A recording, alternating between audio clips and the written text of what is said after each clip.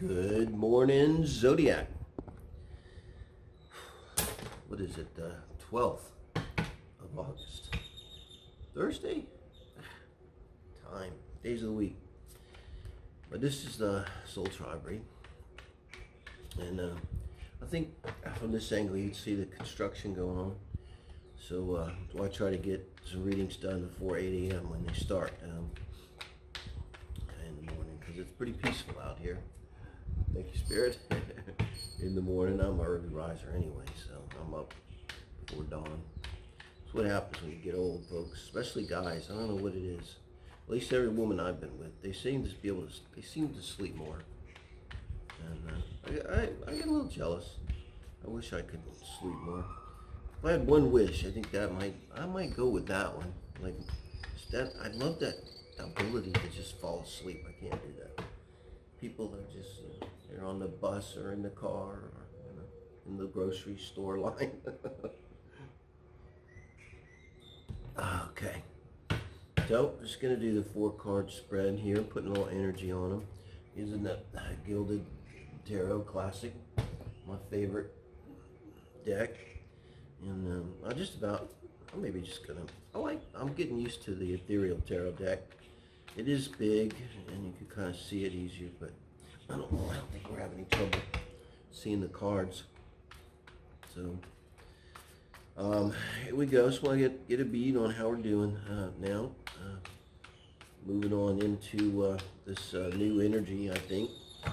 New timelines here. A lot is yet to come. I tend to I'm going to focus on personal stuff, and there's a lot of stuff out there. Pluto return hasn't really started. It started, but for America, and I think we're all changing and for the better, and I have hope that the world will change for the better. Doesn't seem like it right now, I'll tell you. It seems pretty dark.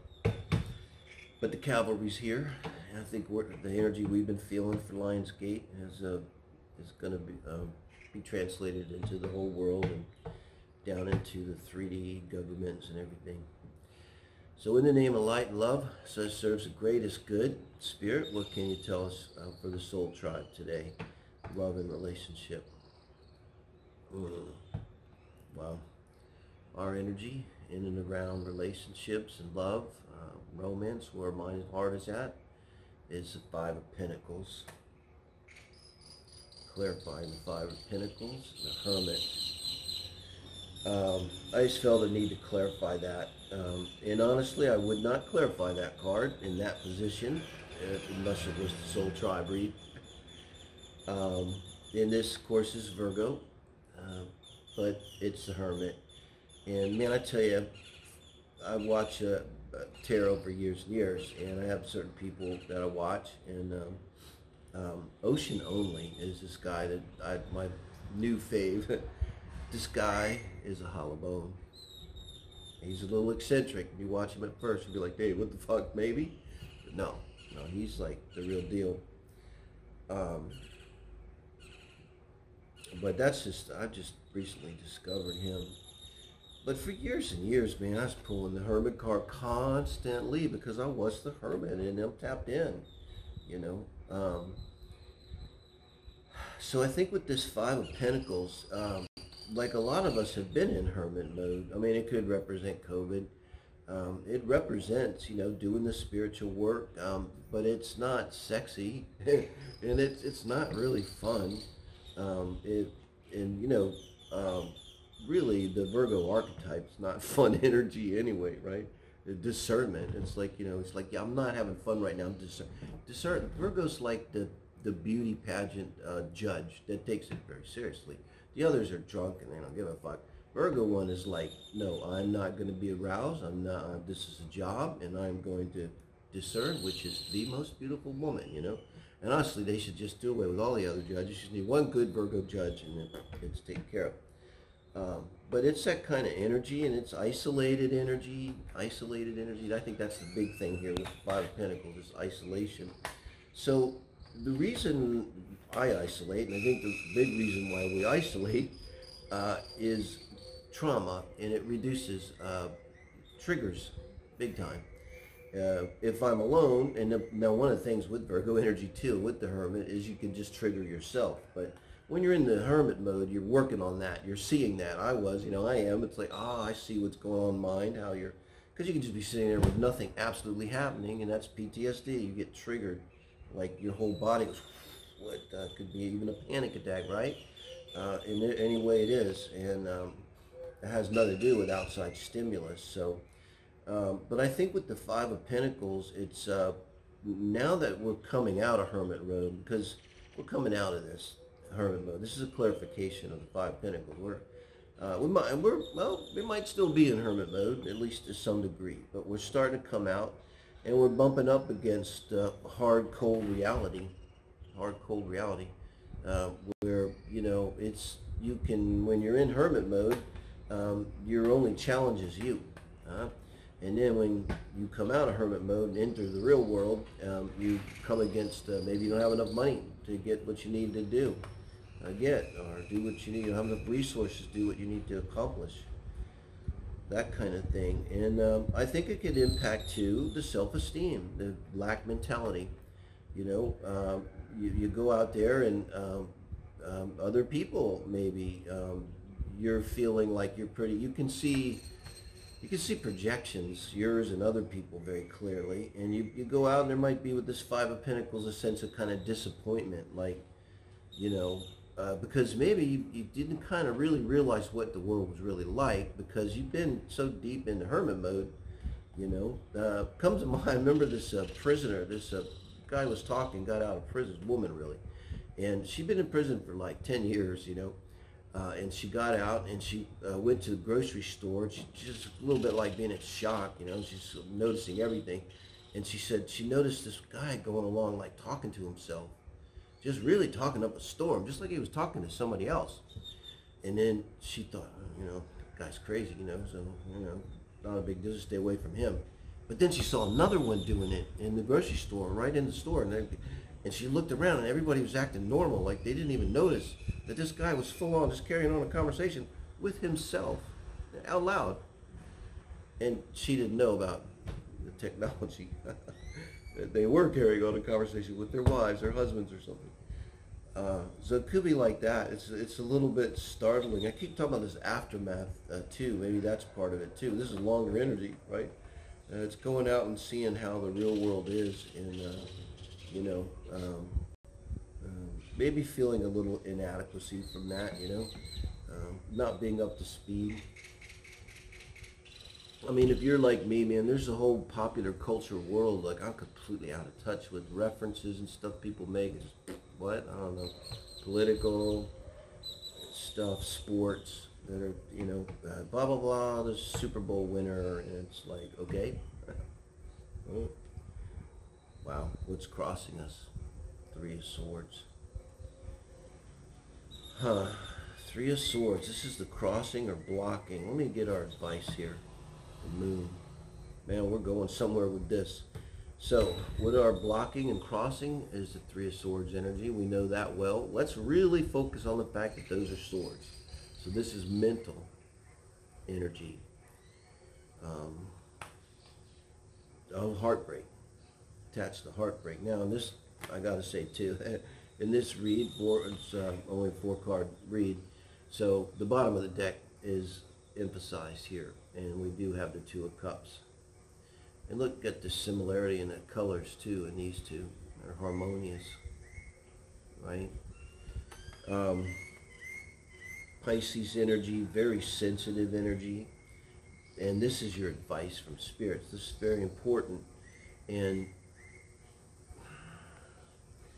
I think this is very clear here. This speaks to a new person here, and the Moon energy, this is your advice from spirit, is trying to tell you that this feeling that you have of a little bit of, and you don't know why, because there's a part of you that completely trusts your person, whoever it is that's your new person that's on your mind, or that you're approaching, or this is someone you know, but there's this thing, you have this feeling like there's just something that you're not getting. I don't know, this could be the feeling, I call it the feeling of the other shoe's gonna drop. Now, therapist coined that theory, phrase for me in my 20s. And that just fits so perfectly. And it's from, for me, I mean, abandonment issues in childhood. But it can happen too. You get PTSDs from life, from relationships. And, you know, you're having this feeling, this overall feeling of the bottom of the deck here is like you want to give your cup. You're feeling love, you know, you're feeling like, wow, feelings, deep feelings, you know, the moon. But you just have this feeling like there's something going to get me. There's something going to get me. There's something going to go wrong. Now, let me ask you this. This has probably been going on a little while. Could it be that this person really hasn't done anything? There hasn't been any real red flags, right? They haven't done anything to really deserve this, trigger this feeling. It's a trigger. So it's coming from the past, and it's coming from this residual, I'll call it residual lack mentality. Lack mentality, that's right there what it is.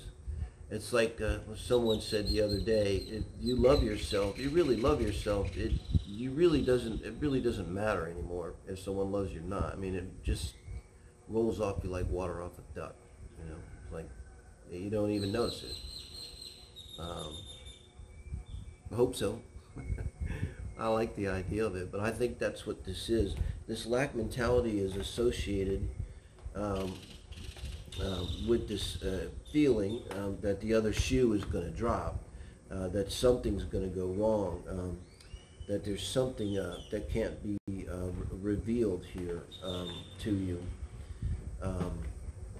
or is not being revealed to you, but it's going to get you. You know, I have Pluto opposing the moon. It's a little bit taking a break at the moment, but it's there. It's going to come back. It's this is paranoia.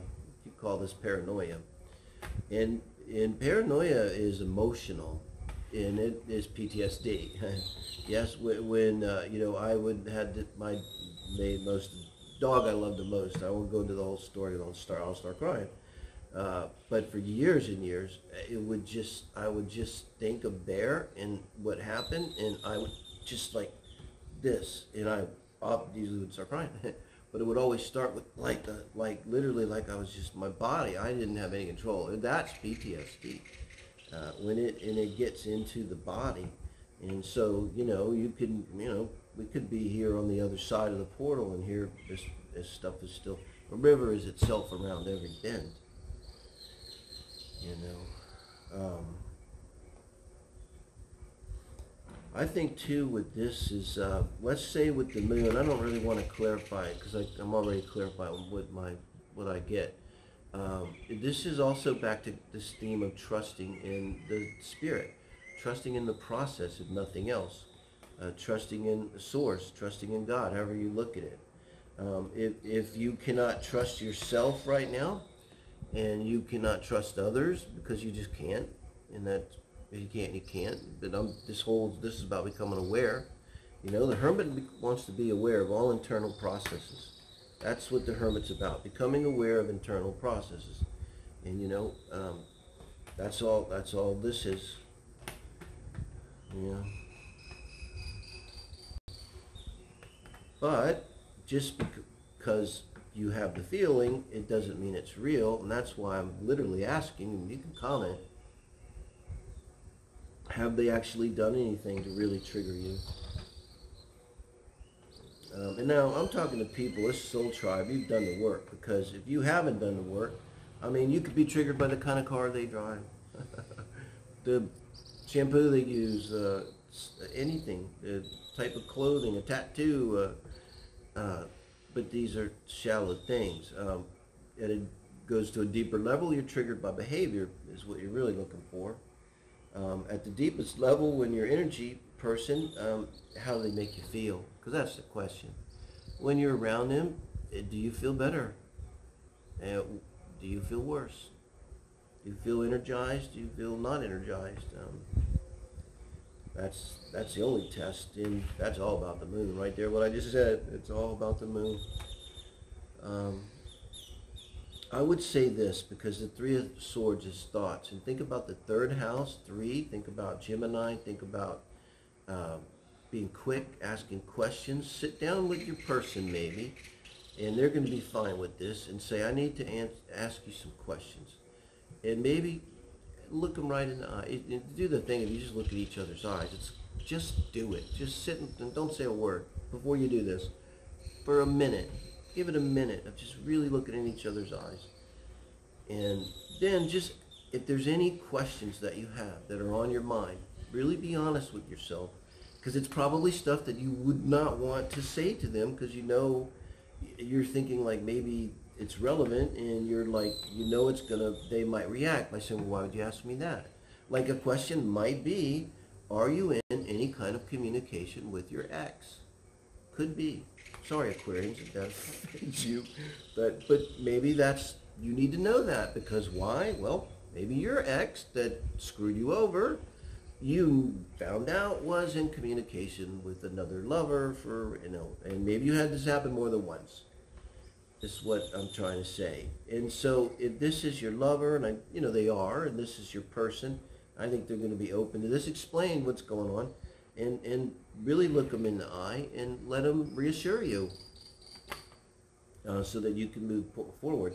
I mean, we want to have a different kind of relationship now, and with the Hermit, okay, guys, sounds weird. It's all about us. Of the relationship now, it's all about us. And I think with this, when we do this right here, this little exercise, it's going to really clear this up. And it's almost not about them. It's just about, if we feel peaceful, if we feel love, if we feel energized, if we feel interested, that's what matters, And whereas I think before, it was all about them. How do they feel? Do they feel interested? Do they feel energized? Do they feel aroused? And now, so it's not a selfish thing. It's just a real thing. And maybe this is just clearing up these, I call residual, this Five of Pentacles energy, by really getting to the bottom of this. And so the clarification, is important here, Spirit. Because I really do see you need to have a conversation. And it could go both ways. I mean, it's a rare person that hasn't been affected. I'm 62 soon, and been dating for, hey, Neptune went in 7th house. That's what I blame it. So I'm, looking for a soulmate. I ain't playing. And it's I've met very few people of any age. Typically date people closer to my age, but that haven't really been screwed bad by exes. And it's just like I really, it's getting it's just painful. It's like I'm getting tired of the when you meet someone, you got to hear the horror stories. It's like everyone has their Hallmark movie shit. The ex seemed great, and then they killed them, and and so it's like PTSD it's just literally got to be epidemic. Relationship PTSD. I mean, Spirit. What's a good outcome here? Give us guidance. Guide me, protect me, give me strength. Ten of Swords. This is fantastic. Wow. I was going to say, I'm really kind of clarifying these two cards. This is the what's blocking and your advice. The blocking and the advice. That's what I'm clarifying. I said at the beginning, keep in mind that these are thoughts, and this is something internal, and this is past stuff, childhood, past lovers, whatever, past lives. I mean, doesn't matter. And when you're getting to it with this advice is going really deep into intuition. And I really believe that if it resonates at all, and if you are with a person and engaging them, have this conversation.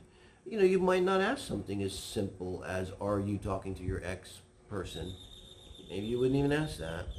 I might not ask. I probably wouldn't ask that. I'm kind of getting to the point where I know I'm at the point. I don't care right now. But typically, it's something I want to know. But if it's something bugging you, just ask. That's just an example. Could be anything. And with the Ten of Swords, this is the outcome. It's going to be a painful release, but a total release. And now on the bottom of the deck, we have the Nine of Cups. And so your wishes and hopes and dreams and you're emotionally being self-fulfilled and balanced, it's right here.